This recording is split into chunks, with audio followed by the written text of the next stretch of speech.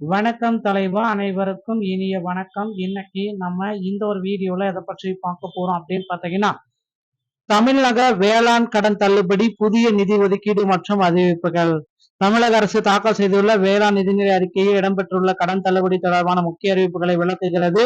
இந்த வீடியோ விவசாயிகளுக்கான பயிர்க்கடன், பெண்களுக்கான சுய உதவிக்குழு கடன்கள் மற்றும் நகை கடன்கள் என மொத்தமாக 45,000 கோடி ரூபாய் நிதி ஒதுக்கீடு செய்யப்பட்டுள்ளதாக தகவல்கள் வந்திருக்கு. குறிப்பாக பயிர்க்கடன் தள்ளுபடிக்காக 1,477 கோடி ரூபாய் ஒதுக்கப்பட்டுள்ளது என அமைச்சர் MRK பன்னீர்செல்வம் உறுதிப்படுத்தியுள்ளார்.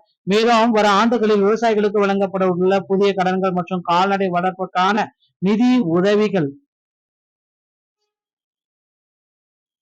குறித்து இந்த வீடியோவை நம்ம பார்க்கலாம். தகுதியுள்ள பயனாளிகளின் பட்டியல் மற்றும் இந்த திட்டங்களை அமல்படுத்தும் முறை குறித்து விவசாயிகள் ஆவலுடன் எதிர்பார்ப்பதற்கு கடைசியாக இந்த நிதி ஒதுக்கீடு விவசாயிகள் பொருளாதார நிதியை மேம்படுத்துவதற்காக ஒரு முக்கிய அறிவிப்பாக வெளியாக இருக்குங்க. சோ என்னன்றதை பற்றி எல்லாம் இந்த வீடியோல நம்ம பார்க்கலாம். நீங்க நம்முடைய சேனலை முதல் முறையா பார்க்கீங்க அப்படின்னா மறக்காம ஒரு சப்ஸ்கிரைப் பெல்ல கிளிக் பண்ணி வச்சுக்கோங்க. சோ வாங்க வீடியோக்குள்ள போகலாம்.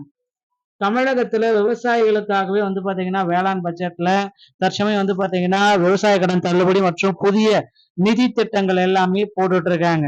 சோ 17,000 கோடி குறுகால கடன் 2026 ஆண்டுல பயிர் சாகுபடி செய்யும் விவசாயிகளுக்காக மீண்டும் வழங்கப்படும் குறுகிய கால வேளாண் கடன்களின் இலக்கு ஆகும்.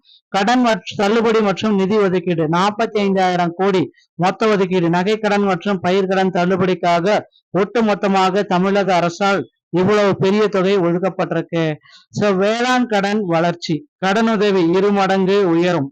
சோ 2019 மற்றும் 2020 1.83 லட்சம் கோடியாக இருந்த வணிக வங்கி கடன்கள் 2024 மற்றும் 26 வரை 3.58 லட்சம் கோடியாக அதிகரித்துள்ளது.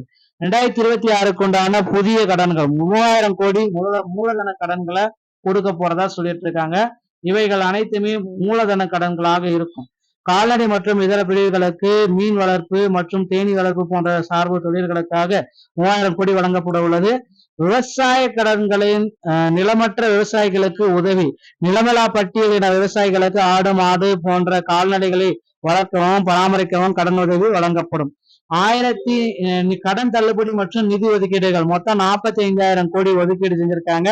கடன் மற்றும் பயிர்கடன் தள்ளுபடி ஒட்டுமொத்தமாக தமிழக அரசால் இவ்வளவு பெரிய தொகை ஒதுக்கீடு செய்யப்பட்டிருக்கு. 1,477 கோடி பயிர்கடன்களை முழுமையா தள்ளுபடி செய்ய போறாங்க. 2025 மற்றும் 25 ஆண்டுக்கான கூட்டுறவு பயிர்கடன் தள்ளுபடி திட்டத்தின் இந்த தொகை பிரத்யேகமாக ஒதுக்கப்பட்டிருக்கு. 100% தள்ளுபடி. வேளாண் கடனுடைய வளர்ச்சி கடனுதவி 2 மடங்கு உயர்ந்துட்டு இருக்கு. 2019-20 3.50 லட்சம் கோடி பாத்தீங்கன்னா இப்ப கடனா இருக்கு. 2024 இன்னும் இன்கீஸ் ஆகிறதுக்கு நிறைய வாய்ப்புகள் இருக்கு அப்படின்னு சொல்றாங்க.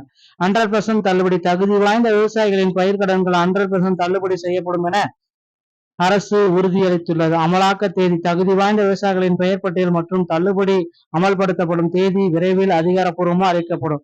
மகளிர் சுய உதவி குழுக்களுடைய பலன் ஒதுக்கப்பட்ட தொகைகளின் கணிசமாக மகளிர் சுய உதவி குழுக்களின் கடன்கள் தள்ளுபடி செய்ய பயன்படுத்தப்படும் அப்படின்றத குறிப்பா சொல்றாங்க. சோ இதெல்லாமே பேஸ் பண்ணிதான் பாத்தீங்கன்னா தற்சமயம் தமிழகத்துல இவ்வளவு பெரிய கடன்கள் வேளாண் பயிர் கடன்களை முழுமையா தள்ளுபடி செய்ய போறாங்க. பொறுத்து நம்ம பார்க்கலாங்க. எந்த கட்சி ஆட்சிக்கு வந்தாலும் இது நடக்கும். பொறுத்து நம்ம பார்க்கலாம். இந்த மாதிரி தகவலை நீங்க தினசரி கேட்க நீங்க நம்முடைய சேனலோட இணைந்திருங்கள். மீண்டும் ஒரு நல்ல தகவலோட நான் உங்களை சந்திக்கிறேன். நன்றி, வணக்கம், தேங்க்யூ.